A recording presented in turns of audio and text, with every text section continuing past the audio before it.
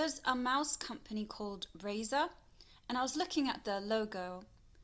It's the Trinacria or triquetra symbol. The Trinacria symbol of Sicily is composed of the head of the Gorgon, whose hair is entwined serpents. We can see variations of this symbol, and they have evolved in many different cultures. In Hindu mythology, the Nagas were a race of serpents.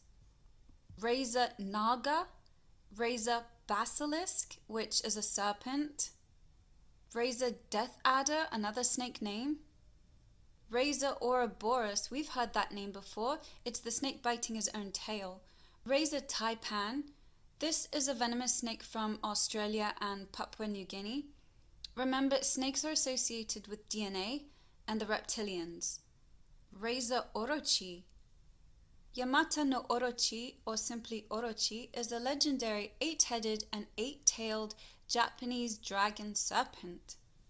Orochi is the main antagonist and final boss of the King of Fighters 97. It and its followers are another interpretation of the mythical 8-headed serpent. Naga Chroma, we have the snake name beside words in rainbow colors. The voodoo god Damballa Wedo is a rainbow serpent. There's a film about zombies and voodoo called The Serpent and the Rainbow. I've said it before that I think these gods are all reptilians, and I've connected them to radiation. The rainbow serpent is said to be the aurora borealis, which is solar radiation. Moon Knight is a Marvel series. His costume looks a bit like a cobra. He's possessed by the Egyptian moon god Khonshu. The god has a bird head and a man's body. The Watchers and their offspring, the Nephilim, they are repeatedly referred to in pseudepigraphical literature as birdmen. The Sumerian moon deity is called Nana or Sin. Sin had a beard made of lapis lazuli and rode on a winged bull. The bull was one of his symbols through his father Enlil, bull of heaven, along with the crescent and the tripod, which may be a lampstand. On cylinder seals, he is represented as an old man with a flowing beard and the crescent symbol. In astral theological system, he is represented by the number 30 and the moon. In the Upanishads, the deceased could take one of two paths in accordance with how they had passed their time on earth. Both paths led to the moon. Having reached the moon, they become food, and then the devas feed on them there, as sacrifices feed on soma as it increases and decreases. Kashford devotes a whole section to the moon as the abode of the souls, and yet another to the moon as a stage in the journey to the sun. All who depart from this world go to the moon. In the former half, the moon delights in their spirits, in the other half, the moon sends them on to be born again. In the Egyptian Book of Respirations, Isis breathes the wish for Osiris that his soul may rise to heaven in the disk of the moon. The deceased in Egypt was said to become Osiris and so to renew his life like the moon. The moon was called the abode of Osiris. They both have a crescent staff. Sumer came before Egypt, so Khonsu is really Sin. Mark has the crescent moon weapon, and the lattice on his arms is the tefillin. That's accurate because Mark Spector is the first Jewish hero in Moon Knight. You should know by now that they aren't Jewish, they are Edomites. June Moon is from the first Suicide Squad. She enters an ancient cave and finds a familiar statuette. The Carthaginian moon goddess Tanit, also known as Astarte, Diana, Ishtar, Ashtoreth. We know it's a goddess because she's doing the triple goddess gesture. The cave is littered with bones because these gods like human sacrifices. The enchantress is the dark goddess Hecate or Lilith. Tanit's attributes are the crescent moon. Her consort is Baal Haman. One of the facts that cannot be refuted is that Yahweh is a god who has a consort, a wife. Just Google Yahweh consort Asherah. It's not a coincidence that the enchantress's brother is a fireball. The Antakarana is a Reiki symbol meant to represent healing, but to me it looks like the Trinacria. The Antakarana make up 3 sides of a cube. We now know that the cube represents Saturn or Cronus. Lady of Elche, a limestone bust accidentally discovered in Valencia in 1897, has long been the subject of fierce debate among archaeologists.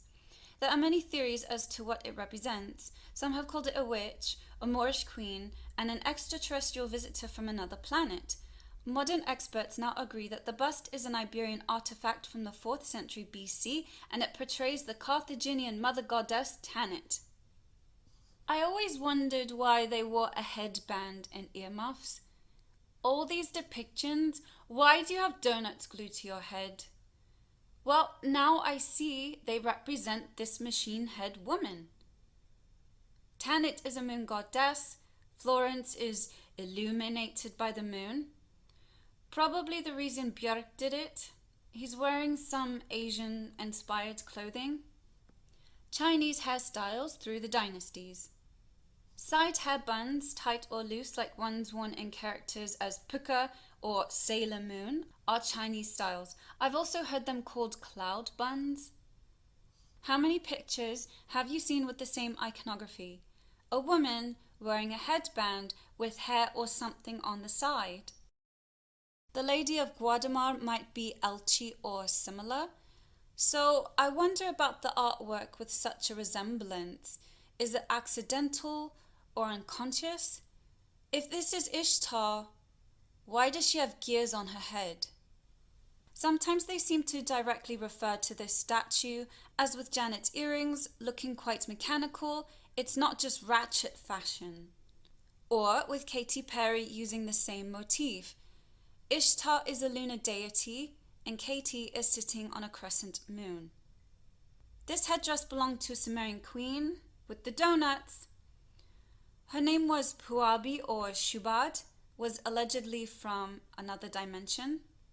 With rings of power, they both have gold and both have the fluffy wide hair. Trinacria symbol on the chest, headband with two things on the side, reminding me of Extinction Rebellion's Red Rebel Brigade.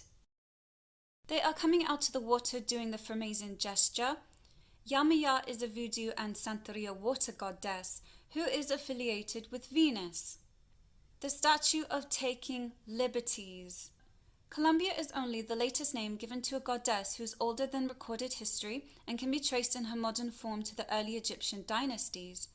She has been known throughout history variously as Inanna and Ishtar by the Sumerians, Kali by the Hindus, Freya by the North, and most notably as Isis by the ancient Egyptians. And what I said before, Columbia or Ishtar's symbol is the dove.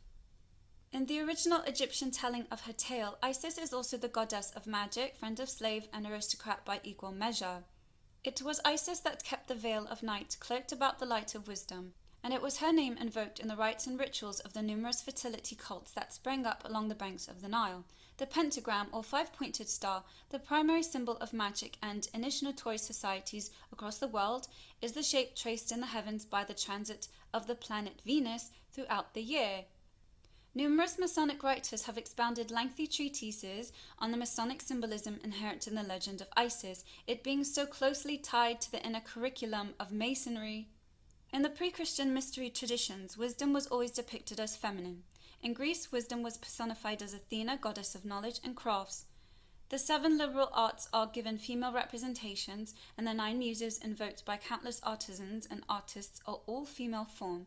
For an organization with a historical opposition to the admittance of women, Freemasonry has an oddly persistent fascination with feminine representations of their craft. Doing Masonic salutes in front of the phoenix, a solar bird linked to transformation, they created a massive octopus puppet. US launches spy satellite with a giant octopus devouring our entire planet on it. They could have chosen any sea animal, but they picked an octopus. One of their posters with eyes. When you see crosses on eyes, it means death. However, dedication to Tanit and Baal Haman, above 2 eyes and the symbol of Tanit. And of course, it connects to Egypt because these Masons can't move without referring to this culture. In mythology, Horus's right eye was the sun and his left eye was the moon. and that's why Kesha is showing you the illuminated eye. Just transition with pink and yellow. A pink triangle has been a symbol for the LGBTQ+ community, initially intended as a badge of shame, but later reclaimed as a positive symbol of self-identity and love for queerness. In Nazi Germany, it began as one of the Nazi concentration camp badges, distinguishing those in prison because they had been identified by authorities as gay men. In the 1970s, it was revived as a symbol of protest against homophobia and for queer liberation, and has since been adopted by the larger LGBTQ community as a popular symbol of pride. The colourful shirts adorned with narratives and art created by survivors and collected by the project were colour-coded by the type of violence they represent. Pink, red and orange for rape and sexual assault, with yellow for intimate partner violence. So we have transition referring to the transgender cult in colours that are linked to violence. Extinction Rebellion Hackney chose a pineapple logo. I was told this fruit is a symbol for the pineal gland. Yamaya is an incarnation of Venus, and she has pineapples with her. This is a stele of Tanit, and it looks like she's standing on a pineapple, but I think it's a pine cone, and the tree has the same pattern. The horned animal connects two portals, and Tanit, or Ishtar, is the portal goddess. The cedars of Lebanon were seen as the home of the gods that were protected by Enlil. The cedars of Lebanon were highly prized by surrounding cultures including Egypt. King Abibol of Tyre makes a trade agreement with King David of Israel by sending the new king timber from the fabled cedars of Lebanon. Tyre is an ancient port city on the Mediterranean known as the birthplace of Europa, which gave Europe its name. Tyre shifted the worship from Baal, El, Balat, and Astarte Asherah to Malkat as the head of the pantheon. He became the king of the city. Baal was a fertility god whose festival was held in February and March as a symbol of resurrection by fire.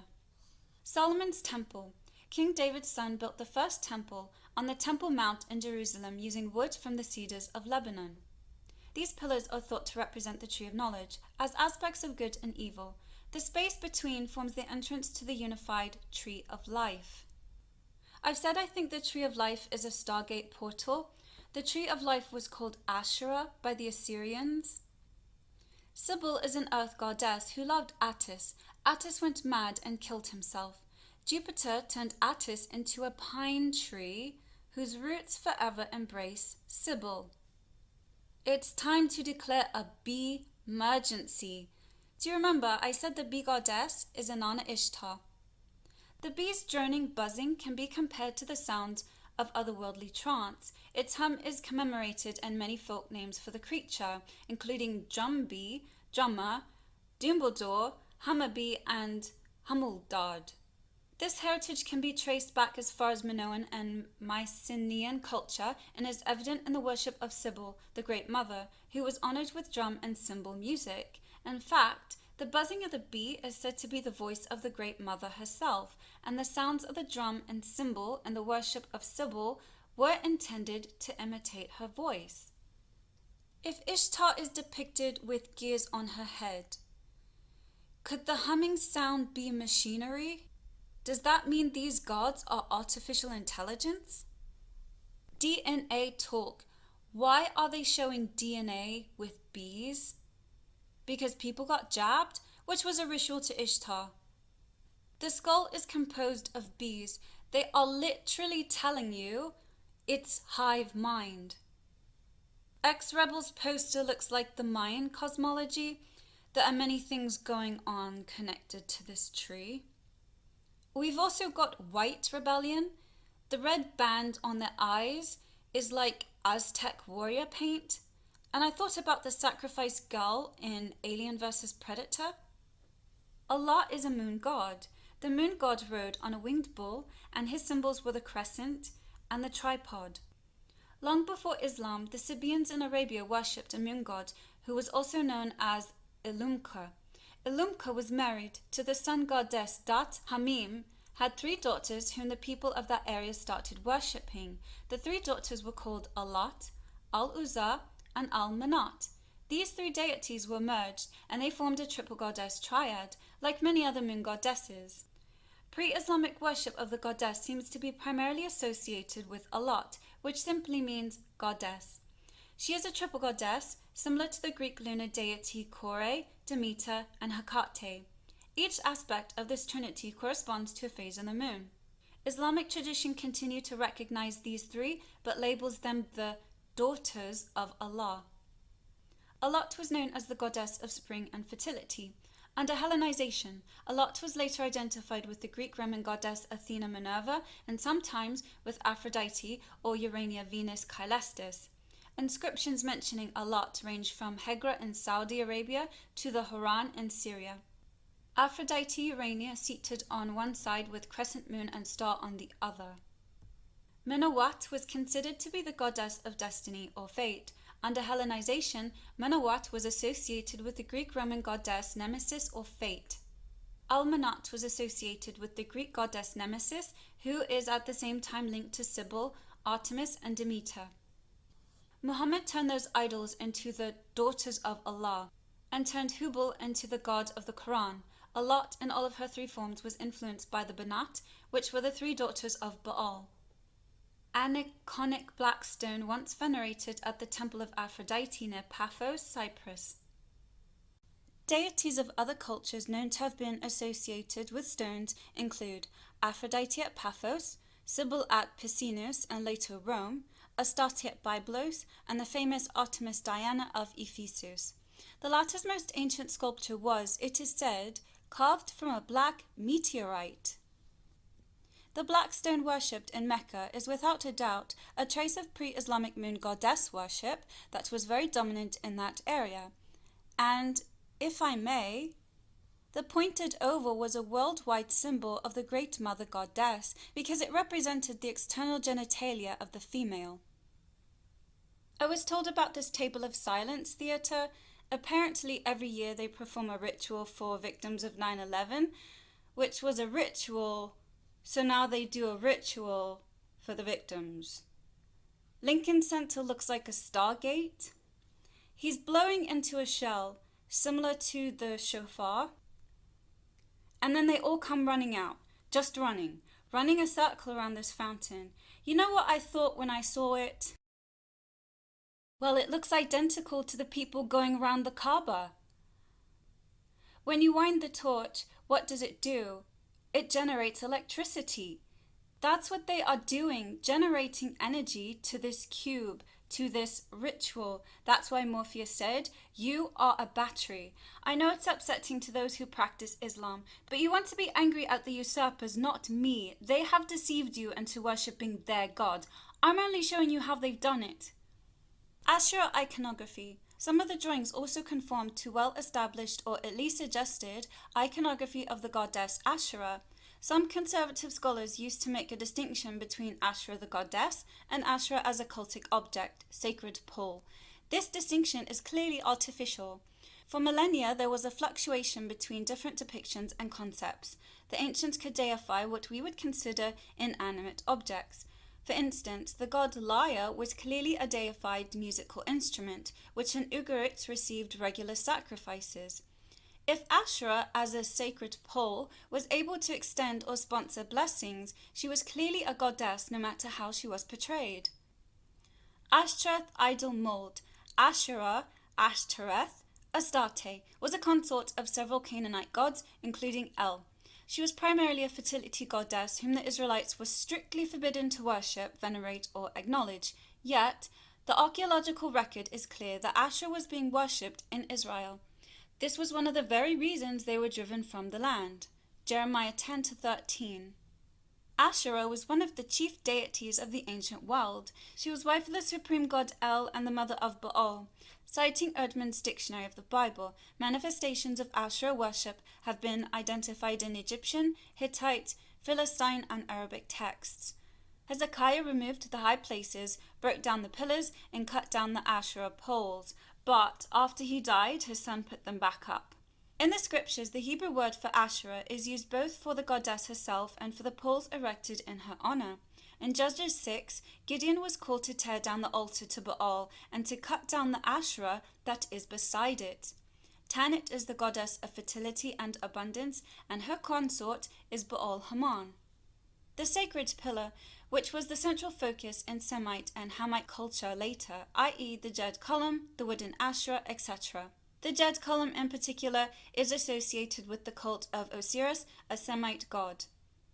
I've previously stated I think the 5G is a Jed pillar. He said the Jed column is an Asherah.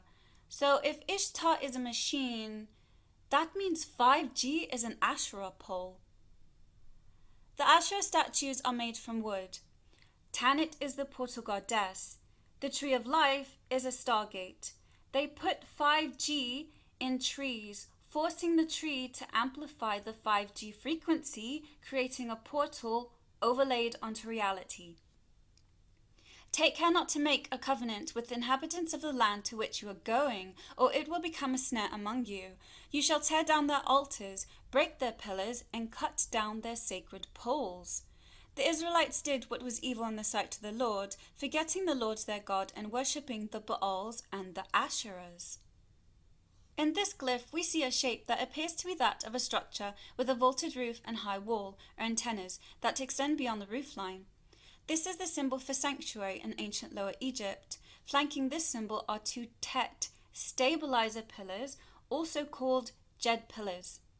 When the pillar with its serpent is attached to the ark or sanctuary glyph, it forms the pillar of Osiris, also known as the ladder to heaven to the Egyptians. The Bible calls the goddess and her pillar Asherah or Astorah, the goddess worshipped by King Solomon. The Astorah resembles an oil or a baster because Jacob's story assures us that's what it is. It is a baster that produces the starry aster or Astorah, Christos oil, an exotic fruit known as blue apples or the blue stones of Atlantis that display highly advanced power on earth.